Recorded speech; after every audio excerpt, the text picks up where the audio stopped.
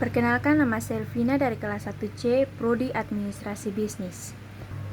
Saya akan mereview buku Sosiologi Suatu Pengantar, Surjono Sukanto, bab 6 tentang lapisan masyarakat atau stratifikasi sosial.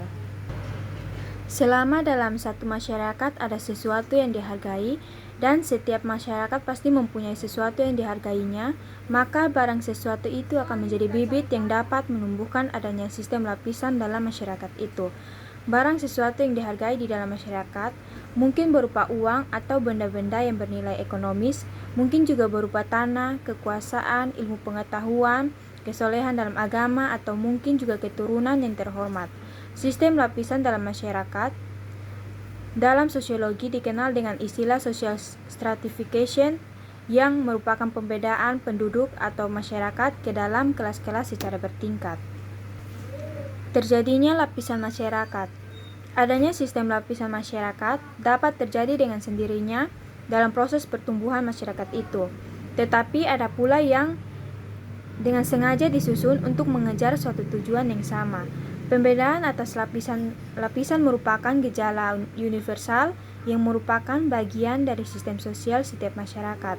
Untuk meneliti terjadinya proses lapisan dalam masyarakat, pokok-pokoknya adalah: yang pertama, sistem lapisan berpokok pada sistem pertentangan dalam masyarakat. Sistem demikian hanya mempunyai arti khusus bagi masyarakat-masyarakat tertentu yang menjadi objek penyelidikan. Yang kedua, sistem lapisan dapat dianalisis dalam arti-arti sebagai berikut.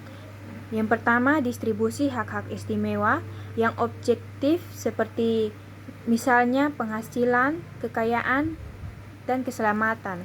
Yang kedua, sistem pertanggaan yang diciptakan oleh para warga masyarakat. Yang ketiga, kriteria sistem pertanggaan dapat berdasarkan kualitas pribadi, keanggotaan kelompok kerabat tertentu, milik, wewenang, atau kekuasaan. Yang keempat, lambang-lambang kedudukan seperti tingkah laku hidup, cara berpakaian, perumahan, keanggotaan pada suatu organisasi. Yang keenam, solidaritas di antara individu atau kelompok-kelompok sosial yang menduduki kehidupan yang sama dalam sistem sosial masyarakat, yaitu pola-pola interaksi, kesamaan atau ketidaksamaan sistem kepercayaan, sikap dan nilai-nilai, kesadaran akan kedudukan masing-masing, dan aktivitas sebagai orang kolektif. Sifat sistem lapisan masyarakat. Sifat sistem lapisan di dalam suatu masyarakat dapat bersifat tertutup, yaitu membatasi kemungkinan pindahnya seseorang dari satu lapisan ke lapisan yang lain, dan terbuka, yaitu setiap anggota masyarakat mempunyai kesempatan untuk berusaha dengan kecakapan sendiri untuk naik lapisan. Pada umumnya, sistem terbuka ini memberi perangsang yang lebih besar kepada setiap anggota masyarakat untuk dijadikan landasan pembangunan masyarakat daripada sistem yang tertutup. Kelas-kelas dalam masyarakat. Kelas sosial atau social class adalah semua orang dan keluarga yang sadar akan kedudukannya di dalam suatu lapisan, sedangkan kedudukan mereka itu diketahui serta diakui oleh masyarakat umum. Kurt Bemeier berpendapat bahwa istilah kelas hanya dipergunakan untuk lapisan yang berdasarkan atas unsur-unsur ekonomis, sedangkan lapisan yang didasarkan atas kehormatan masyarakat dinamakan kelompok kedudukan atau status group. Max Weber mengatakan pembedaan antara dasar-dasar ekonomis dan dasar-dasar kedudukan sosial, akan tetapi ia tetap menggunakan istilah kelas bagi semua lapisan. Ada kelas yang bersifat ekonomis, dibagi lagi dalam kelas yang bersifat atas pemilikan tanah dan benda-benda, serta kelas yang bergerak dalam bidang ekonomi dengan menggunakan kecakapannya.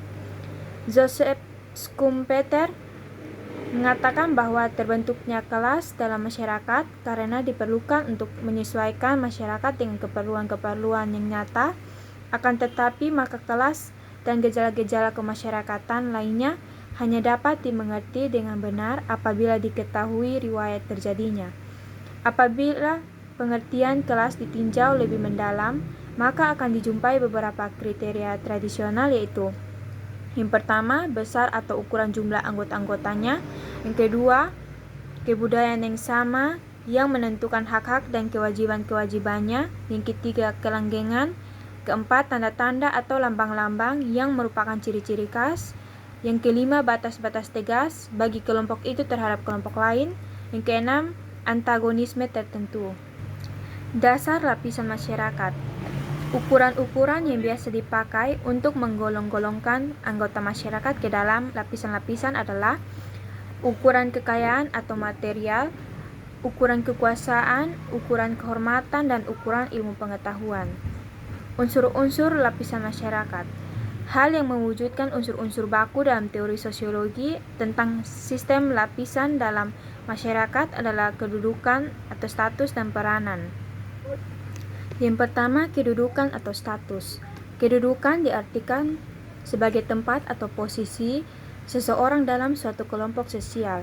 Kedudukan sosial artinya tempat seseorang secara umum dalam masyarakatnya sehubungan dengan orang-orang lain dalam arti lingkungan pergaulannya, prestisnya, dan hak-hak serta kewajiban-kewajibannya. Masyarakat pada umumnya mengembangkan dua macam kedudukan, yaitu yang pertama, askrip status, yaitu kedudukan seseorang dalam masyarakat tanpa memperhatikan perbedaan rohania dan kemampuan. Kedudukan tersebut diperoleh karena kelahiran. Yang kedua, asif status adalah kedudukan yang dicapai oleh seseorang karena usaha-usaha yang disengaja. Kedudukan ini diperoleh tergantung dari kemampuan masing-masing dalam mengejar serta mencapai tujuan-tujuannya. Kadang-kadang dibedakan lagi satu macam kedudukan, yaitu esidnis status, yang merupakan kedudukan yang diberikan. Esidnis status sering mempunyai hubungan yang erat dengan asif status, artinya suatu kelompok atau golongan memberi kedudukan yang lebih tinggi kepada seseorang yang berjasa, yang telah memperjuangkan sesuatu untuk memenuhi kebutuhan dan kepentingan masyarakat. Yang kedua, peranan. Peranan merupakan aspek dinamis kedudukan. Apabila seseorang melaksanakan hak dan kewajibannya sesuai dengan kedudukannya, maka dia menjalankan suatu peranan. Peranan mencakup tiga hal, yaitu yang pertama, peranan meliputi norma-norma yang dihubungkan dengan posisi atau tempat seseorang dalam masyarakat.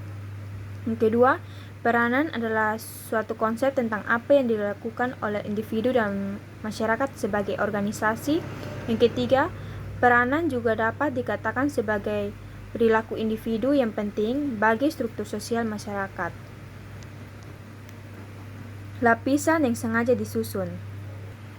Chester F. Bernard membatasi diri pada uraian tentang sistem pembagian kedudukan dalam organisasi formal yang di dalam masyarakat merupakan bagian-bagian yang khusus. Akan tetapi dikatakan olehnya bahwa faktor-faktor yang terdapat di dalam organisasi itu selalu mempunyai hubungan timbal balik dengan keadaan di dalam masyarakat luas di mana organisasi itu berada. Menurut Bernard, sistem pembagian kedudukan pada pokoknya diperlukan secara mutlak agar organisasi dapat bergerak secara teratur untuk mencapai tujuan yang diinginkan oleh para penciptanya. Mobilitas sosial. Dalam mobilitas sosial dibagi menjadi 4, yaitu pengertian umum dan jenis-jenis gerakan sosial, tujuan penelitian gerak sosial, beberapa prinsip umum gerak sosial yang vertikal, dan saluran gerak sosial vertikal. Perlunya sistem lapisan masyarakat. Manusia pada umumnya bercita-cita agar ada perbedaan kedudukan dan peranan dalam masyarakat. Setiap masyarakat harus menempatkan individu pada tempat tertentu dalam struktur sosial dan mendorong mereka untuk melaksanakan kewajiban sebagai akibat penempatan tersebut. Dengan demikian, masyarakat menghadapi dua persoalan, yaitu menempatkan individu tersebut dan mendorong agar mereka melaksanakan kewajibannya. Dengan demikian, maka mau tak mau ada sistem lapisan masyarakat karena gejala tersebut sekaligus memecahkan persoalan yang dihadapi masyarakat, yaitu menempatkan individu dalam tempat-tempat yang tersedia dalam struktur sosial dan mendorongnya agar melaksanakan kewajiban yang sesuai dengan kedudukan serta peranannya. Sekian, terima kasih.